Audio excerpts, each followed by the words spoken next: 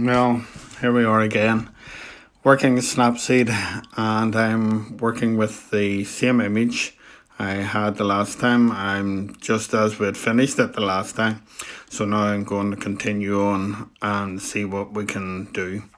Back into the tools, second line, rotate, perspective, expand, selective and brush. All very useful, and so we'll start off here with rotate. Very simple, really. It does rotate, so if you hit at the bottom, the wee circular one, that just goes round like that. So if you need to rotate a landscape to upright, that can be easily done. The other side is just flips it. So you can do those two things. That's the two in-facing triangles there. That's what flips that. Very simple.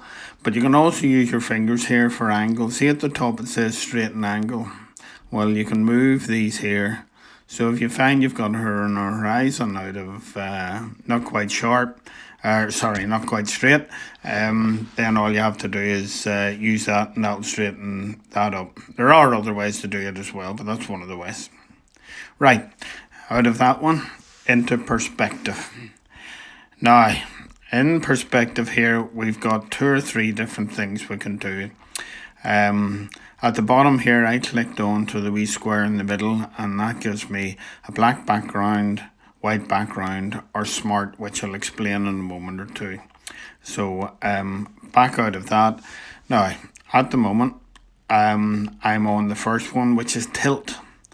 So you can move your fingers across or up and down. So that moves it across that way. And then up or down. So that can useful for doing small adjustments to it and everything else.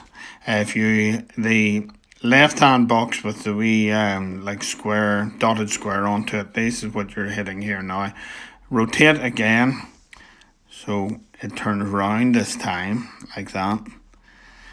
And then we've got scale, so we can go up, make it long, flat, or we can broaden it out or skinny it down.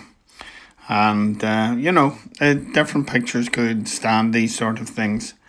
And then free, so that means then you can pull things up, down, bring them in, bring them out, bring that over there a bit more, add up there maybe. So, but what's happened is you really distorted your image here, and you've got a big black bit at the side. Not really particularly good in that way, but for small adjustments, quite good. But if I take the middle button, the wee square one, with the wee dark square in the middle of it again, and I go to, let's see, we'll bring this back to normal a minute. Right, relatively normal. Let's see, come out. Right, tools, going back into it again, perspective. Now, if I go into there and do a smart, what will happen is now, whenever I go to, say, free, and I want to go this way, like that, you see the way it fills it in on the inside. If I want to bring down like that, it fills in more sky. Go over like this, it fills all around.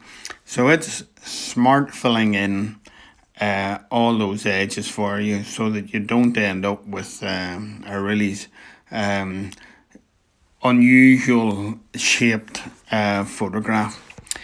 So that's actually quite clever, and it's one that I have used quite a bit, I will say that. Now that one there, I hit the wee magic button. It uses the photograph and it will automatically sort it out for you, but you may have other things you want to do yourself. So that's quite good. Right, now go to the next tool, and that's expand. And this can be quite useful. We've got an awful lot more space into it here. So let's see, we want, say, more sky. So we'll bring that up. There's a nice bit of extra sky into there as well. And if we bring it to this over on the left, it's going to fill in there. But sometimes you're getting duplicates. If you notice on the left there that what's happening is there's a wee tower out on the end at the sea, and we've duplicated that as well. So it's not quite so good there in that bit. But where you don't have too much through, like the sky, you can do a bit more onto that. The only thing you have to watch is you don't get repeating patterns too much. Bring the foreground down a wee bit more, expand that, and maybe a wee bit on that side. So that's quite good for sometimes adding a wee bit of extra to your photograph, and maybe to get a balance right, or to bring it into a particular shape for yourself. So but I wouldn't overuse it, but it's certainly very, very useful. So we'll click that one and say that's okay. Now you notice there's not really an undo button that you can see there, but at the top there's like a wee stack with a curvy arrow onto it. So what you do is you click on that, you've got undo, you've got revert, which will go back to what it was, and you've got view edits.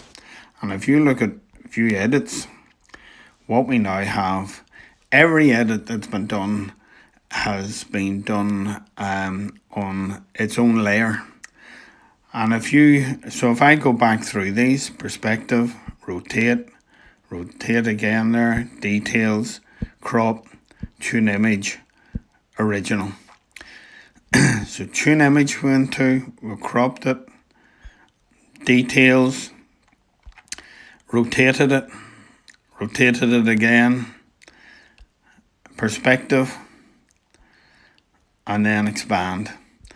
Now, if we decide that we don't want some of these things, if you click on, say, expand, or if you want to change things, and if you click on the small lines there to show you where you can change it again, there you are. That's been expanded out again. So let's go back again, and if you say that's okay, now what we've got there, we've got the expand, which we've changed. But if you decide you don't want to expand, then all you do is hit the bin and it's gone. Perspective, if you don't like that one, hit the bin, it's gone. And we're back. Rotate, we've two rotates there, but hit that, take that one out. And we've got one rotate left there. So you can play around with this quite a bit, and you can go back over the things, you can keep them in, move things around, crop there down, expand details again, and then rotate. So we go back in again, we'll get another one. So come out of that, and back to tools. We've done the expand and everything else, so now we're going to do selective. And this is quite a good way. There are 2 or 3 different ways of doing different things. But down at the very bottom here, you'll see a wee square. A wee circle with a plus mark in it. And then the other side there's a like a wee eye, but that's to show you masking and things like that. So I am going to click on there. I just thought when that was blue down at the bottom, I can click on to anywhere in the image that I want to adjust. And on this particular one, there's moving my finger up and down. You've got brightness, contrast, saturation, and structure. So you can play with all of these things on here. The one thing about it is if you use 2 fingers and a pinch movement, that shows you where you're actually working. Rather than if you do that, it's affecting maybe an awful lot more than what you want. So you only really want that in a small area. So let's say brightness, first of all. So move to the right, there it's getting brighter. Move to the left, goes darker. So let's say we bring it up a bit brighter.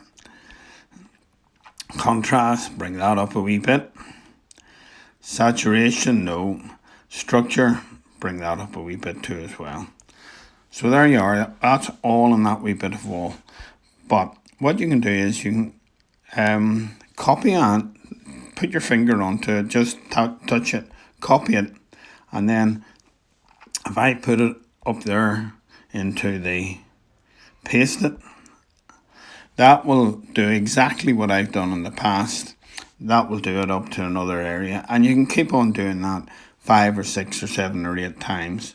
I'm not sure how many you can do at one particular thing, but you could do quite a number there. So that's done exactly the same, brighten those things up. I'm happy with that. Now just to show you, I meant to do, let's see, on this one here, by the way, we should have brought that down a wee bit so it's only really affecting into that area rather than in the sky so much or anything else. So, excuse me, pick that down. And now the next one is the brush. Now, the brush actually gives you a range of things here. You've got dodge and burn, exposure, temperature and saturation. We'll see at the very bottom, dodge and burn we're on, and that's going to give us, there's plus 10, plus 5, erase it, minus 5, minus 10. So let's say we are on plus 10, see what happens.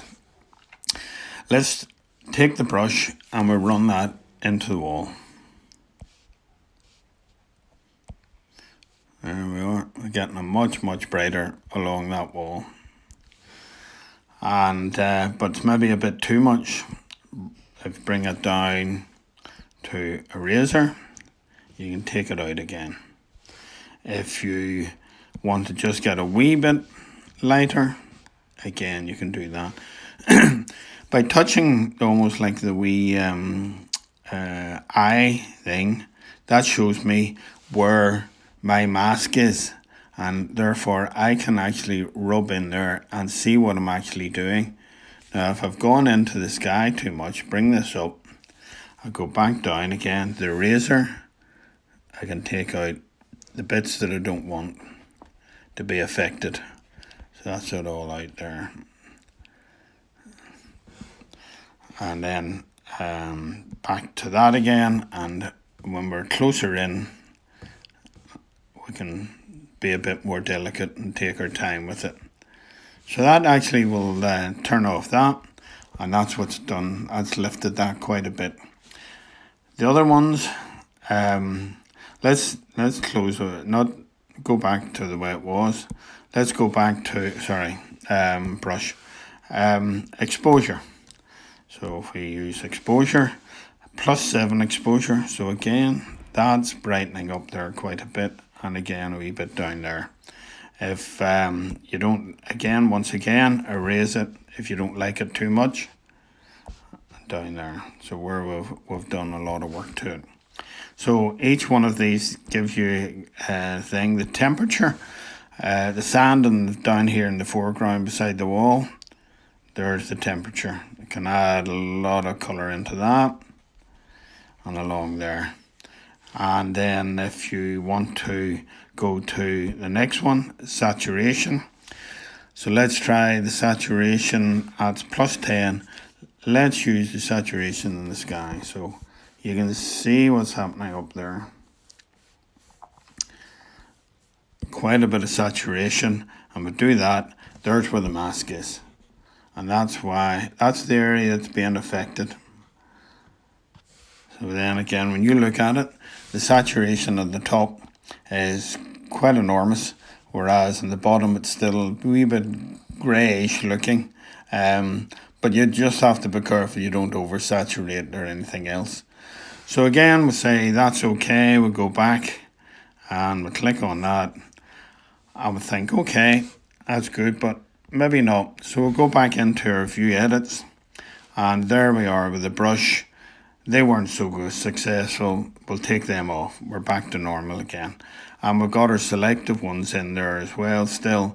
You can still play around with those there. You can put more in, put the brush into it again, like that.